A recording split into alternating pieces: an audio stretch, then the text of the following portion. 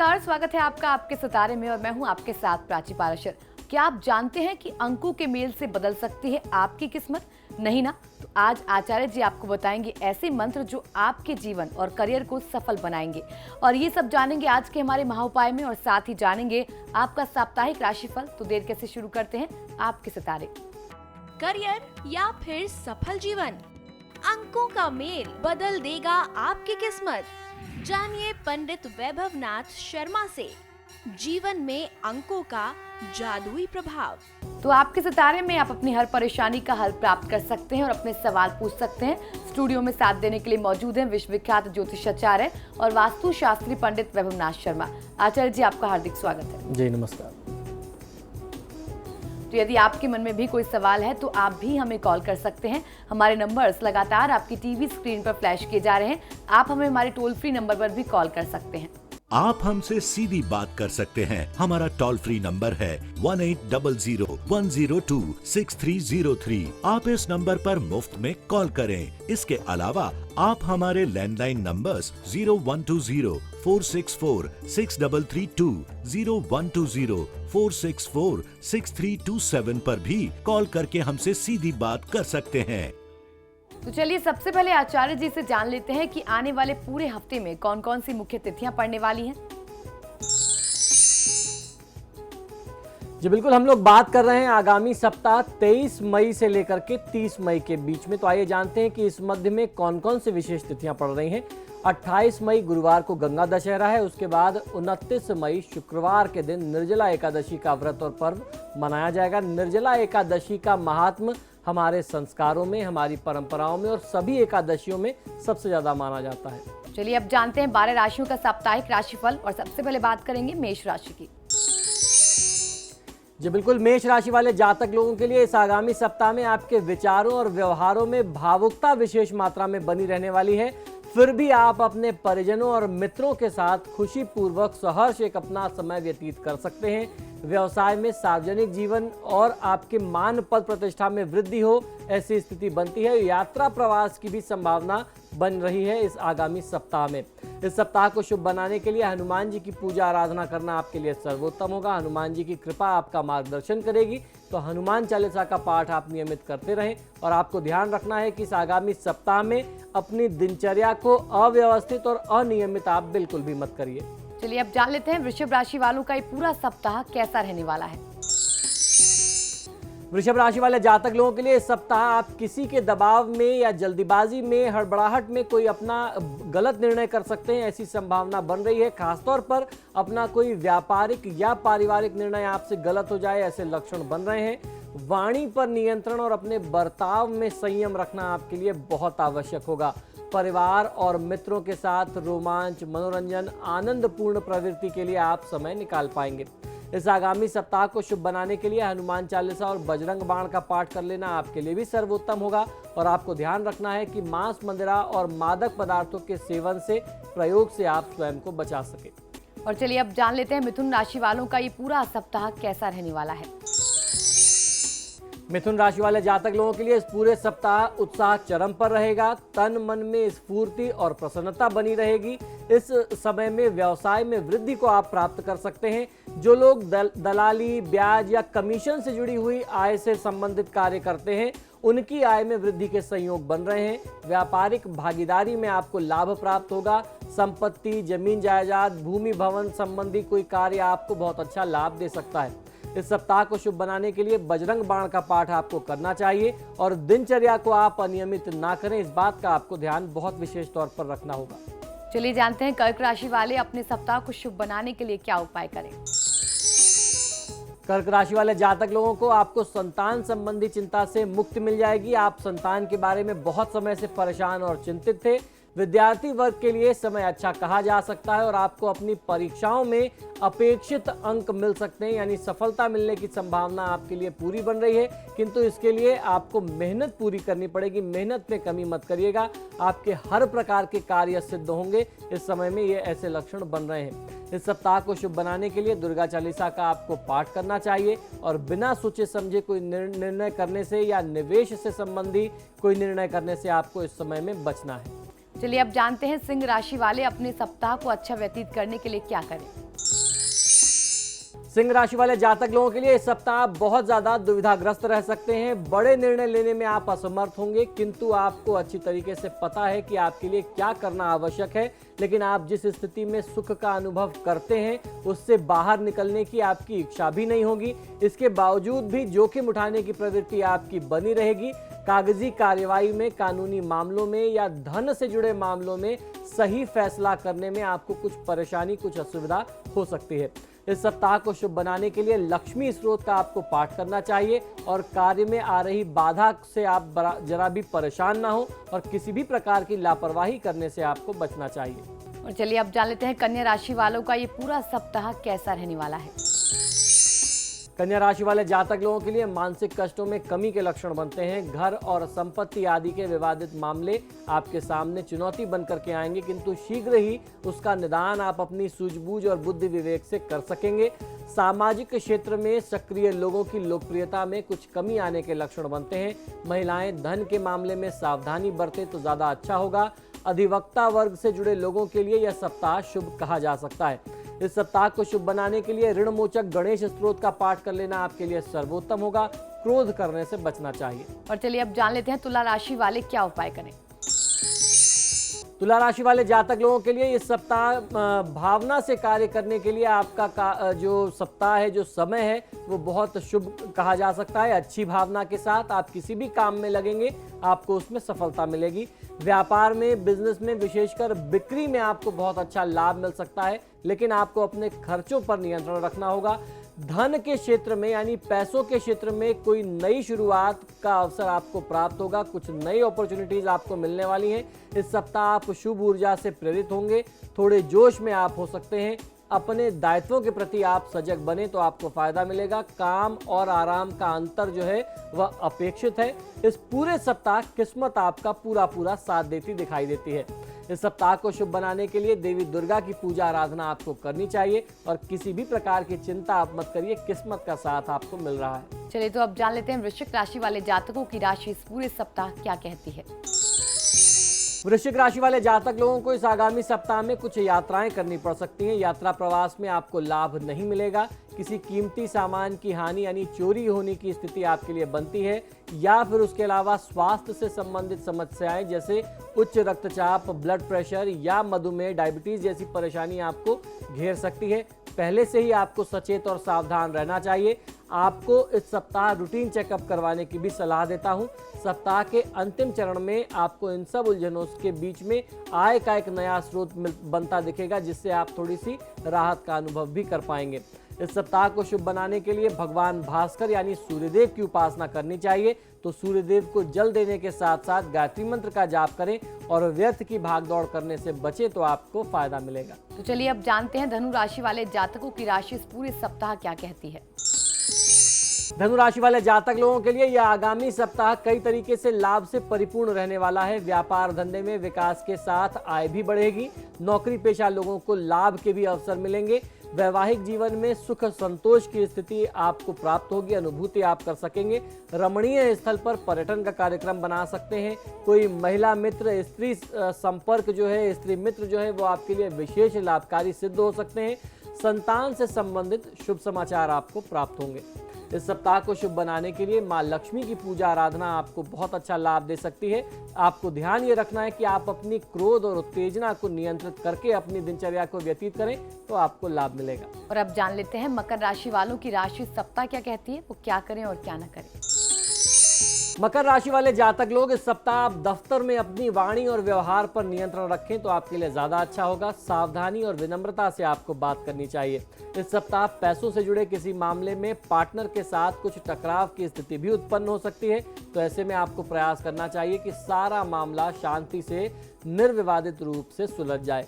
इस सप्ताह को शुभ बनाने के लिए सिद्धि विनायक नामावली का पाठ आपको करना चाहिए और धन का जितना ज़्यादा से ज़्यादा आप संरक्षण कर सकेंगे, यानी जितना कम से कम आप खर्च करेंगे, जो अधिक आप खर्च करते हैं बिना मतलब की जो खर्च करते हैं, अगर आप उस पर नियंत्रण लगा सके तो आपके लिए अच्छा होगा। और अब जान लेते हैं कुंभ राशि वालों का ये पूरा सप्ताह कैसा रहने वाला है। कुंभ राशि वाले जातक लोगों के लिए परिवार में आनंद और उत्साह का वातावरण बना रहेगा। ऑफिस और नौकरी में आय वृद्धि, पदोन्नति के लिए आपके लिए संयोग बनेंगे। माताजी की तरफ से आपको लाभ मिल सकता है। गृह सजावट का कार्य आपकी जिम्मेदारी में दिया जा सकता है। इस सप्ताह को शुभ बनाने के लिए भगवान विष्णु की पूजा आराधना आपको करनी चाहिए। तो भगवान विष्णु को प्रसन्न करने के लिए पुरुष सूक्त या विष्णु सहस्त्रनाम का पाठ करते हैं तो आपको फायदा मिलेगा। असावधानी के साथ वाहन का प्रयोग मत करिए। और अब जान लेते हैं मीन राशि वाले इस सप्ताह क्या करें और क्या ना करें, कैसी है उनके सितारों की चाल। मीन राशि वाले जातक लोगों के लिए इस सप्ताह दिमाग में चलती सैकड़ों बातों और अनेक तरीके के विचारों के कारण आप अपना पूरा ध्यान काम पर नहीं लगा पाएंगे, लेकिन आपको सहयोग निरंतर मिलता रहेगा और आपके काम स्वतः ही पूरे होते रहेंगे। इस हफ्ते में रुके हुए पैसे को पुनः आप प्राप्त करें, ऐसे भी योग बन रहे हैं। तो डूबा धन, बकाये धन की प्राप्ति का योग आपके लिए बहुत अच्छा बन रहा है। दफ्तर में अपने व्यवहार में आपको विनम्रता रखने की आवश्यकता है। सौम्यता रखिए अपने स्वभाव में, इससे आपको सफलता मिलेगी। आपके करियर से जुड़े मामलों में अगर कोई व्यक्ति आपको अनुचित सलाह देगा तो आपका व्यवहार उसके प्रति थोड़ा सा कठोर हो सकता है और आप उसे साफ तौर पर इनकार भी कर सकते हैं। आमदनी बढ़ाने में आपको थोड़ा सा समय जरूर लगेगा, लेकिन आपको चिंता करने की आवश्यकता नहीं है। विश्वास रखिए, सफलता आपको अवश्य प्राप्त होगी। इस सप्ताह को शुभ बनाने के लिए ऋणहर्ता गणपति स्त्रोत का पाठ करेंगे तो आपके लिए सर्वोत्तम होगा। और बिना सोचे समझे धन का निवेश कहीं भी करने से आपको बचना चाहिए। फिलहाल यहाँ रुकेंगे एक ब्रेक के लिए। ब्रेक के बाद जानेंगे आज का महा उपाय, तो बने रहिए हमारे साथ।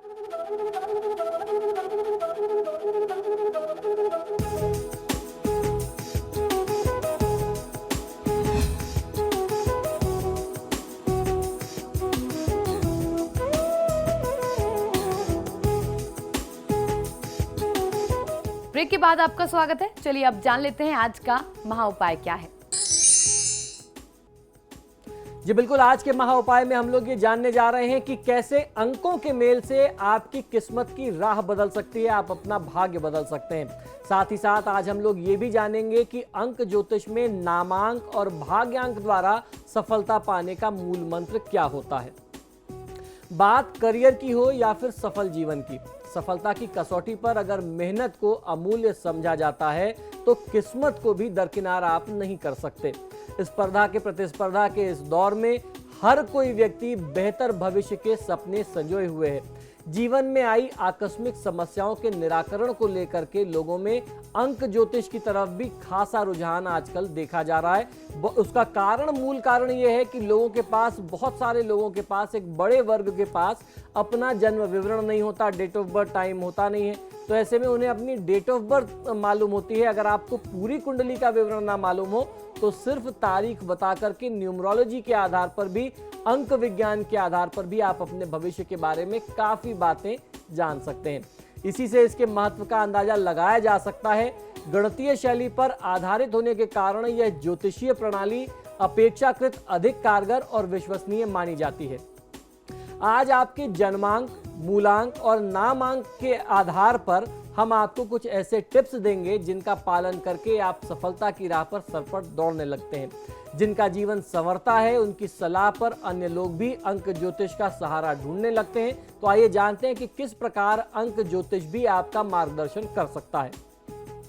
जिस व्यक्ति को अपना शुभांक पता लगा करके उससे जुड़े कार्य, व्यापार इत्यादि आजमाने चाहिए। शुभांक के हिसाब से तिथियों का चयन करके उन्हीं दिनों में शुभ कार्य करने से इच्छित सफलता हासिल होती है, जबकि अशुभ तिथियों से बच करके रहना आपके लिए ज्यादा लाभप्रद होता है। प्रत्येक अंक के ग्रह प्रतिनिधि निर्धारित किए गए हैं। इन्हीं अंकों के आधार पर समस्याओं का निराकरण किया जाता है। अंक ज्योतिष की सरलता ही इसकी प्रसिद्धि का एक बहुत बड़ा कारण है। अंक ज्योतिष में किसी भी प्रकार के कर्मकांड और सावधानी बरतने की आवश्यकता नहीं होती। इसमें जटिल कर्मकांड से आपको मुक्ति मिल जाती है। इसीलिए जीवन की समस्याओं को सुलझाने में ये काफ़ी मददगार सिद्ध होता है, क्योंकि इसमें कर्मकांड जैसी समस्या नहीं होती। आप बहुत आसानी से उसके उपाय करके अपने जीवन को सफल बना सकते हैं।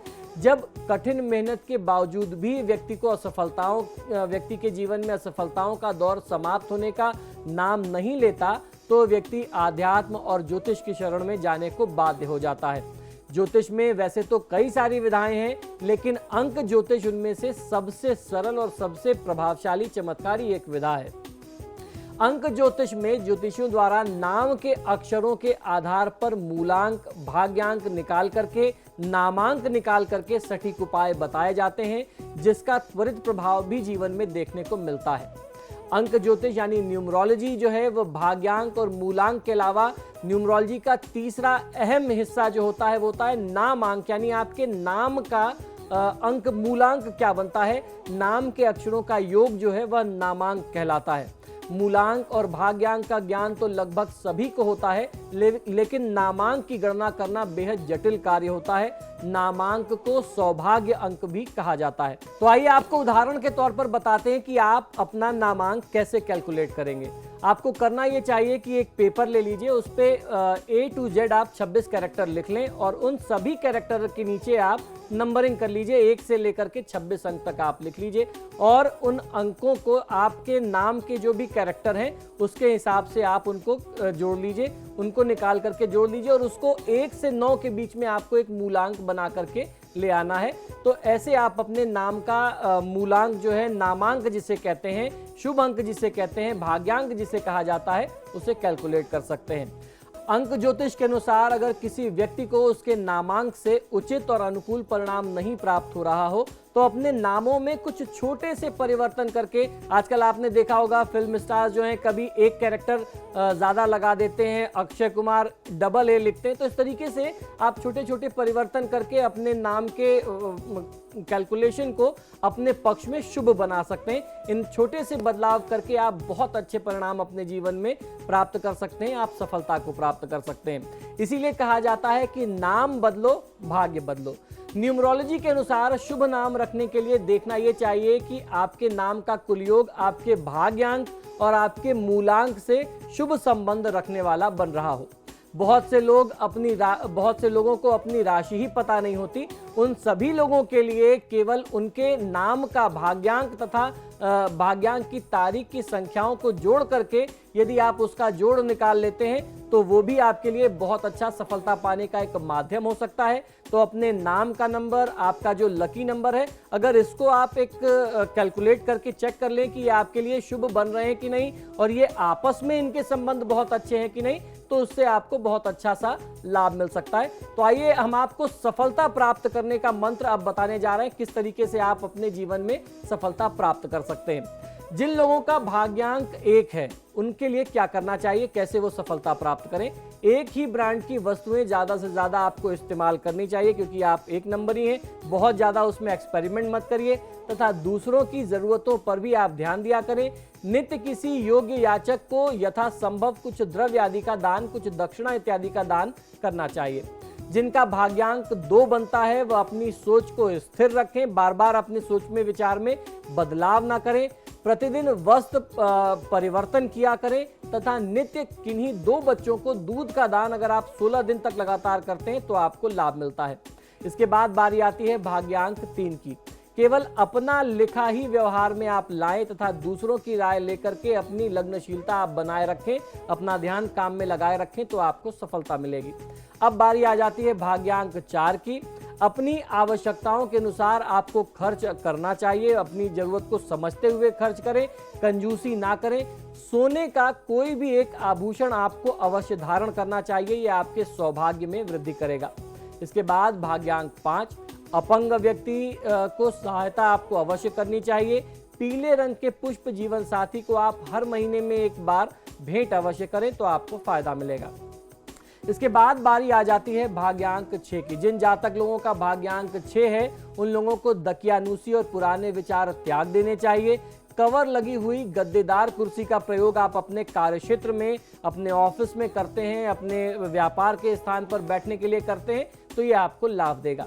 इसके बाद बारी आती है भाग्यांक 7 की। भाग्यांक 7 जिन जातकों का है उनको प्रतिदिन अपने ललाट पर रोली का तिलक लगाना चाहिए और उसके साथ साथ अंधविश्वासी कार्यों से आपको बचना चाहिए। इसके बाद बारी आ जाती है भाग्यांक 8 की। हरे रंग का रुमाल आप प्रयोग में लें तथा भावनात्मक लगाव लोगों के साथ एक सीमा तक ही रखें। बहुत ज्यादा इमोशंस में आप बह कर के काम ना करें, जिसे कहते हैं इमोशनल फूल होना, आप इमोशनल फूल मत बनिए। इसके बाद बारी आ जाती है भाग्यांक 9 की। आंखों में कोई भी किसी भी प्रकार का एक सुरमा यदि आप रोज प्रयोग करते हैं नियम से, तो इससे आपके सौभाग्य में वृद्धि होती है तथा विद्यार्थियों का सहयोग और उनको सहायता अगर आप करते हैं तो भी आपको बहुत अच्छा लाभ अपने जीवन में प्राप्त होता है। तो आज के महा उपाय में हमने जाना कि कैसे अंकों का मेल आपकी किस्मत बदल सकता है। बहुत बहुत शुक्रिया आचार्य जी। जी धन्यवाद। फिलहाल आपके सितारे में इतना ही। देखते रहिए समाचार प्लस।